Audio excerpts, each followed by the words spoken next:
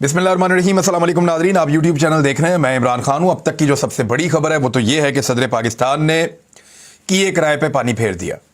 यानी वो जो कुछ भी पीडीएम की जमातें करना चाह रही थी, सहूलतकारों ने जितनी मेहनत की थी और बड़े अरमान सजाए थे और लोगों को लग रहा था कि शायद पाकिस्तान में इंतखाबात को इल्तवा में डाला जा सकता है।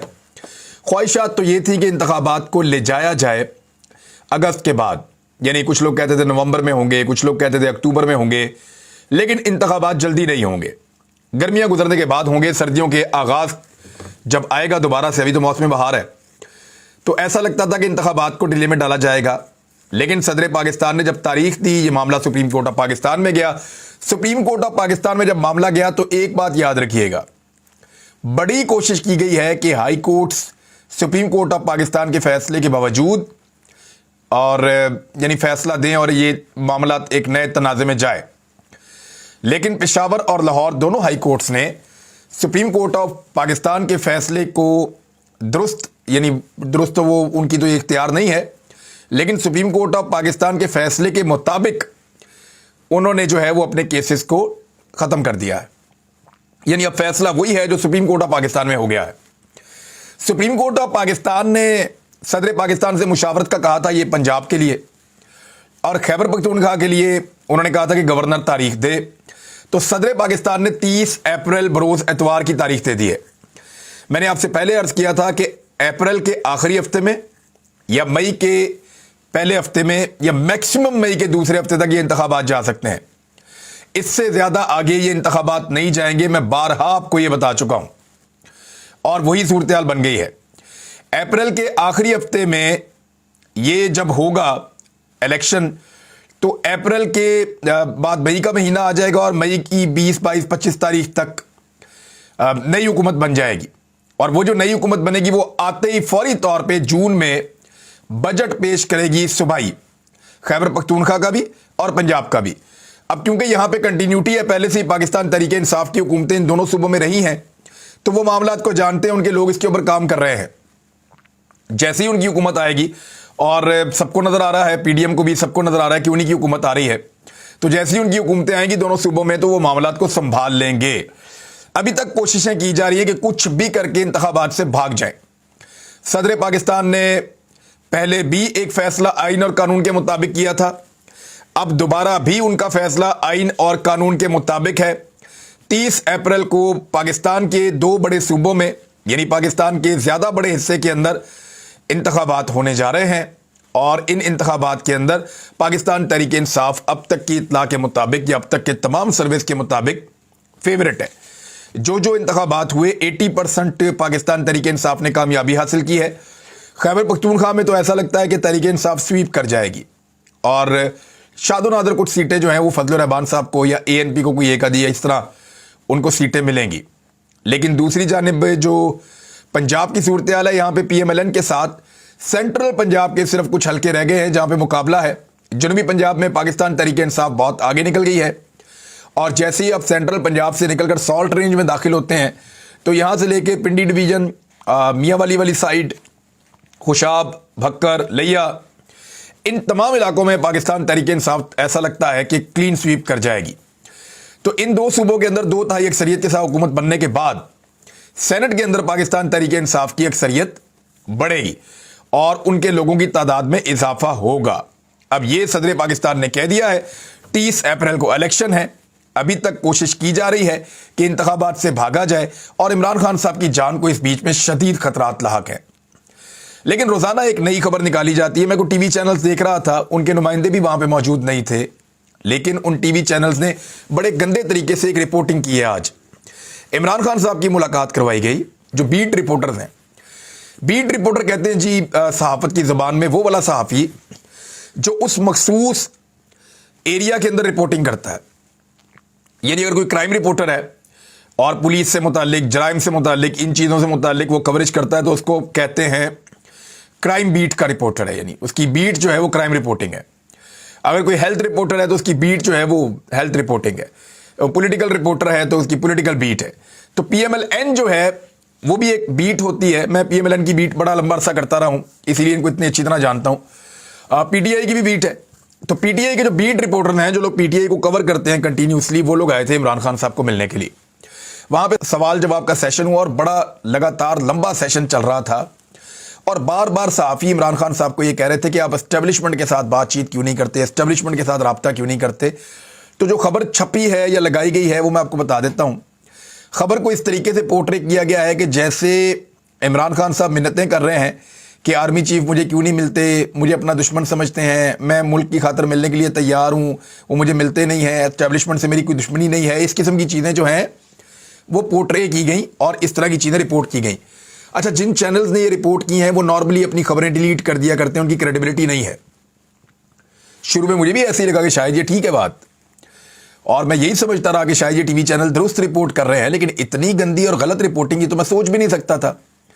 तो जब मैंने वहां पे जो सहाफ़ी मौजूद थे उनमें से कुछ से बात की, जो वहां पे पाकिस्तान तहरीक इंसाफ के लोग थे उनसे बात की, तो फिर उन्होंने बताया कि एक्चुअली बातचीत इमरान खान साहब की और इन लोगों के दरमियान हुई क्या है। बार बार जब सहाफ़ियों ने इमरान खान साहब को कहा कि आर्मी चीफ से आप रब्ता क्यों नहीं करते, तो इमरान खान साहब ने कहा कि हमने तो जब जनरल बाजवा आर्मी चीफ थे तो उनसे भी रब्ता किया था और सदर ने रब्ता किया था। फिर उन्होंने कहा तो मैं बाजवा साहब से 2 मरतबा मिला भी था, अगर ये वाले आर्मी चीफ मिलना चाहेंगे तो ताली 2 हाथों से बजती है। यानी मेरी तरफ से तो पहले भी कोई इनकार नहीं था, मुलाकात के लिए तो मैं सबके लिए, मुज़ाकरात के लिए तो मैं मौजूद रहता हूं। तो वो पहले भी मुलाकात होती रही है, लेकिन मेरा मौक़िफ़ अपनी जगह पे मौजूद रहेगा। मेरा अपना एक मौक़िफ़ है, उस मौक़िफ़ के ऊपर मैं डटा रहूंगा और मुलाकात का कोई मसला नहीं है। ताली 2 हाथों से बजती है, 1 हाथ से नहीं बजती। फिर बार बार ये पूछा गया इमरान खान साहब से कि एस्टेब्लिशमेंट से लड़ाई आप खत्म क्यों नहीं करते। तो इमरान खान साहब ने कहा कि लड़ना चाहता कौन है, मेरी तो किसी से दुश्मनी नहीं है। जो कुछ मेरे साथ हुआ उसके ऊपर एक्शन आर्मी चीफ ने लेना था। ये जो नए आर्मी चीफ आए इनके बारे में उनकी बात थी।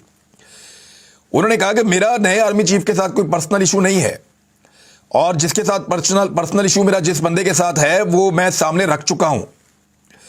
मेरे साथ जो कुछ हुआ इस पर एक्शन आर्मी चीफ ने लेना था। मैं दुश्मनी नहीं कर रहा, मेरे साथ दुश्मनी हो रही है, मेरे साथ दुश्मनों वाला सलूक हो रहा है। जो मेरे ऊपर हमला हुआ है उसको आप देख लीजिए, जो कुछ मेरे खिलाफ किया जा रहा है उसको आप देख लीजिए, जो तहरीक इंसाफ के लोगों के साथ किया जा रहा है उसको आप देख लीजिए, और जो मेरे ऊपर हमला हुआ है उसके सबूतों को जो है वो कवर अप किया जा रहा है अब। और ये चीजें तो कोई दोस्त नहीं करते, दुश्मनों के साथ की जाती हैं। तो मैं किसी से दुश्मनी नहीं कर रहा, मेरे साथ दुश्मनी की जा रही है, इमरान खान साहब ने यह कहा। उन्होंने कहा कि मैं अपने मुल्क की खातिर किसी के साथ भी बैठ सकता हूं और इसमें मुझे कोई प्रॉब्लम नहीं है, लेकिन अगर कोई यह समझता है कि मैं घुटने टेक दूंगा तो यह नहीं हो सकता। अब इसमें जिस तरह से रिपोर्टर्स ने वहां से रिपोर्ट किया है, जो लोग वहां न्यूट्रली रिपोर्ट कर रहे थे, उन्होंने कहा कि अगर बिलावल के कहने के ऊपर एक सेक्टर कमांडर तब्दील हो सकता है, और यह हुआ था आपको याद होगा, तो फिर मैं साबिक वजीर आज़म हूं, मेरे शिकवे के ऊपर एक ऑफिसर को तब्दील क्यों नहीं किया जा सकता, एक्शन क्यों नहीं लिया जा सकता। इमरान खान साहब ने कहा कि ताली दोनों हाथों से बजेगी। जो मेजर जनरल फैसल नसीर हैं उनको तब्दील किया जाए, उनको ओहदे से हटाया जाए। ये इमरान खान साहब का मुतालबा है और नया मुतालबा नहीं है, उनका पुराना मुतालबा है। तो इसको अब इस तरीके से पेश किया जा रहा है कि जैसे इमरान खान साहब एस्टेब्लिशमेंट के साथ कोई डील करना चाहते हैं। मेरे ख्याल में एस्टेब्लिशमेंट के साथ एक ही डील होनी चाहिए। जब भी एस्टेब्लिशमेंट बैठे तो उनसे ये गुजारिश करनी चाहिए कि आप बराए मेहरबानी बैठ जाएं और अब आप पाकिस्तान के मामलात के अंदर मुदाखलत बंद करें और अपनी आईनी डोमेन के अंदर चले जाएं। आइन और कानून के मुताबिक इस मुल्क को चलने दें। जिस जिस इदारे की जिम्मेदारी है, जिस जिस मामले में, वो इदारा अपने मामलात को खुद देख लेगा। आप इन चीज़ों से अपने आप को बाहर रखें। एक और ऑडियो आई है, उस पर फवाद चौधरी साहब का, उनके भाई का मौक़िफ़ भी आया है। मुझे बज़ाहिर आवाज़ें फवाद चौधरी की और उनके भाई की ही लग रही हैं, फैसल साहब जो एडवोकेट हैं। लेकिन एक चीज़ मुझे थोड़ी सी अजीब लग रही है कि उसमें एक शोर है, जो पहले भी आपको याद होगा साकिब निसार साहब की जब ऑडियो बनाई गई थी तो एक जुमला यहाँ से उठाया, एक वहाँ से उठाया, एक वहाँ से उठाया, तो बहुत सारे ऑडियोज़ को इकट्ठा करके तो एक ऑडियो तैयार कर दी गई थी। तो ऐसे ही एक नई ऑडियो तैयार कर दी गई है और उस नई ऑडियो के ज़रिए से मार्केट में एक नया प्रोपेगेंडा लॉन्च किया गया है। और ये प्रोपेगेंडा उस वक्त मार्केट में लॉन्च किया गया है जिस वक्त मार्केट में रुपए की वैल्यू कंटिन्यूसली कम हो रही है और पाकिस्तान नए इलेक्शन की तरफ जा रहा है। नए इलेक्शन से घबराहट पैदा हो गई है اور اس گھبراہٹ کی وجہ سے جتنے بھی سیاستدان ہیں عمران خان صاحب کے مخالف، آصف علی زرداری، شہباز شریف، مولانا فضل الرحمان، یہ سارے سر جوڑ کے بیٹھ گئے ہیں اور اب یہ لوگ یہ سوچ رہے ہیں کہ کس طریقے سے انتخابات کو اوائڈ کیا جائے۔ انتخابات سے بچنے کے امکانات کم ہوتے چلے جا رہے ہیں کیونکہ سپریم کورٹ آف پاکستان نے آرڈر دے دیا ہے۔ اب پاکستان میں کچھ بہت بڑا تجربہ کرنا پڑے گا، یا خدا نہ خواستہ پاکستان کے اندر کوئی بہت بڑا سانحہ یا معاملہ اگر ہو جائے تو پھر انتخابات جو ہے وہ ملتوی ہو سکتے ہیں۔ ادروائز انتخابات کے اندر جو باقی دن رہ گئے ہیں وہ 57 ہیں، یعنی 57 دنوں کے بعد پاکستان میں عام انتخابات ہو رہے ہوں گے، خاص طور پہ 2 صوبوں کے اندر۔ اب تک انتخابات سے بھاگنے کے لیے امپورٹڈ حکومت نے کیا کچھ کیا وہ میں آپ کو بتا دیتا ہوں۔ نمبر 1، جب اسمبلی کو تحلیل کرنے کا عمران خان صاحب نے فیصلہ کیا تو اسمبلی کی تحلیل سے بچنے کے لیے مسلم لیگ نون وزیر اعلیٰ کے خلاف تحریک عدم اعتماد لے کر آئی اور ساتھ میں ان کو اعتماد کا ووٹ لینے کے لیے بھی کہہ دیا۔ پھر گورنر پنجاب نے بعد میں جب یہ سارا معاملہ عدالت میں چلا گیا، عدالت سے وہ واپس آئے تو گورنر پنجاب نے اسمبلی کی تحلیل کے لیے وزیر اعلیٰ کی ایڈوائس پر دستخط ہی نہیں کیے۔ انہوں نے کوشش کی کہ اسمبلی تحلیل نہ ہو، کبھی عدالت میں بھاگتے رہے، کبھی کہیں اور۔ وفاق نے انتخابات کے لیے الیکشن کمیشن کو 14 ارب روپے کے فنڈ دینے تھے، انہوں نے الیکشن کمیشن کو فنڈز دینے سے بھی معذرت کر لی۔ حکومت نے الیکشن کمیشن کو انتخابات کے لیے فوج، رینجرز اور ایف سی اہلکاروں کو مہیا کرنے سے بھی انکار کر دیا۔ انہوں نے کہا جی ہم مین فورس آپ کو نہیں دے سکتے۔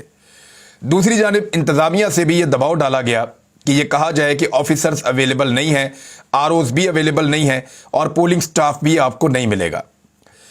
لاہور ہائی کورٹ میں الیکشن کرانے کے لیے جو درخواست دائر کی گئی اس میں الیکشن کمیشن نے انتخابات نہ کرانے کے لیے بھرپور دلائل دیے کہ ہم الیکشن کروانے نہیں چاہتے۔ الیکشن کمیشن کے مطابق قانون میں الیکشن کی تاریخ مؤخر ہو سکتی ہے۔ اگر قومی اسمبلی اور صوبائی اسمبلی کے الیکشن ایک دن نہ ہو تو شفاف الیکشن نہیں ہو سکتے۔ یعنی عجیب و غریب باتیں جو ہیں وہ الیکشن کمیشن نے بھی جا کے کی، صرف امپورٹڈ حکومت کا کردار نہیں تھا انتخابات سے بھاگنے میں۔ نئی مردم شماری سے الیکشن کو مشروط کرنے کی بھی کوشش کی گئی، حالانکہ یہ سپریم کورٹ آف پاکستان نے معاملہ سیٹل کر دیا ہے کہ جو مردم شماری موجود ہے اس کے اوپر آپ انتخابات کروا لیں، نئی مردم شماری کی ضرورت نہیں ہے، آپ وہ کروائیں پاکستان کے اندر، اچھی بات ہے، ہونی چاہیے مردم شماری، لیکن جو انتخابات ہیں وہ پرانی مردم شماری کے اوپر اور حلقہ مندیوں کے اوپر ہو جائیں گے۔ حکومت نے سپریم کورٹ میں الیکشن کرانے کے حوالے سے جو بینچ بنا اس پہ اعتراضات کیے، اس پہ الزامات لگائے۔ بعد میں جب بینچ تبدیل ہو کر 5 رکنی بینچ بن گیا تو گورنر پنجاب کا صوبے میں انتخابات کی تاریخ دینے سے صاف انکار بھی ایک سامنے آیا تھوڑا سا پہلے، اور گورنر خیبر پختونخوا کا بھی اسی طرح کا سامنے آیا فیصلہ کہ وہ انتخابات کی تاریخ نہیں دے رہے تھے۔ جو سپریم کورٹ میں بینچ بنا اس کے اوپر بار بار اعتراض کرنا شروع ہو گئے یہ لوگ۔ لاہور ہائی کورٹ کے فیصلے پر عمل درآمد کرنے کی کوئی کوشش نہیں کی گئی جب لاہور ہائی کورٹ نے کہا کہ آپ انتخابات کروائیں اور گورنر، الیکشن کمیشن یہ مل کر انتخابات کی تاریخ دیں، تو تاریخ دینے کی بجائے یہ لوگ اپیلوں میں چلے گئے۔ صدر نے الیکشن کمیشن کو خط لکھا کہ آئیے مشاورت کرتے ہیں، اور مشاورت کے لیے 2 مرتبہ خط لکھ کر بلایا، لیکن الیکشن کمیشن نے مشاورت کرنے سے ہی انکار کر دیا کیونکہ الیکشن کروانے کا پی ڈی ایم کی جماعتوں کا اور ان کے سہولت کاروں کا کوئی ارادہ نہیں تھا۔ سپریم کورٹ کے موجودہ فیصلے کو مشکوک بنانے کے لیے اس وقت بھی بیان بازی کی جا رہی ہے اور پروپیگنڈے کا سہارا لیا جا رہا ہے۔ تو یہ آپ نے دیکھا کہ کس طرح آگے لگ کے بھاگ رہے تھے الیکشن کے، اور سب یہ چاہ رہے تھے کہ انتخابات کے اندر حصہ نہ لیا جائے اور انتخابات پاکستان کے اندر ہونے ہی نہیں چاہیے، کیونکہ انتخابات ہوتے ہیں تو عمران خان صاحب زیادہ آگے نکل جائیں گے۔ اور اب کبھی چھوٹی سی آڈیو، چھوٹی سی ویڈیو، یعنی ہر قسم کی پاکستان کی قوم کو اذیت دینے کے بعد، کبھی ڈالر مہنگا، کبھی گھی مہنگا، کبھی آٹا مہنگا، کبھی پیٹرول مہنگا، کبھی مہنگائی جو ہے وہ کئی گنا زیادہ ہو گئی ہے، ہر چیز کی بربادی کے بعد ایک آڈیو، ایک ویڈیو یا کوئی ایسی چیز مارکیٹ میں لانچ کی جاتی ہے، اور آپ غور سے دیکھیں یہ آڈیو ویڈیو ریکارڈ کون کرتا ہے؟ آپ جانتے ہیں کون کرتا ہے؟ عام آدمی کے پاس تو اس کا اختیار ہی نہیں ہے، عام آدمی کے پاس تو اس کی سہولت ہی نہیں ہے، اس کے پاس تو وہ سافٹ ویئر اور وہ نظام ہی نہیں ہے۔ یہ نظام تو ایجنسیز کے پاس ہوتا ہے اور اس کو دہشت گردی کے خلاف استعمال کرنا ہوتا ہے۔ لیکن ایسا لگتا ہے کہ پاکستان کے تمام وسائل جو پاکستان کے دشمنوں کے خلاف یا امن کے دشمنوں کے خلاف استعمال ہونے تھے، وہ تمام وسائل اس وقت عمران خان صاحب کا راستہ روکنے کے لیے استعمال کیے جا رہے ہیں۔ 9 تاریخ کو عمران خان صاحب کو گرفتار کرنے کی ایک نئی منصوبہ بندی کی گئی ہے اور ان کی جان کو بھی شدید خطرات لاحق ہیں۔ ان چیزوں پر اور معیشت کے حوالے سے کچھ اور خبریں ہیں، ان پر بات کریں گے اگلے ویلاگ میں۔ اب تک کے لیے اتنا ہی، اپنا خیال رکھیے گا، اپنے اس چینل کا بھی۔ اللہ حافظ۔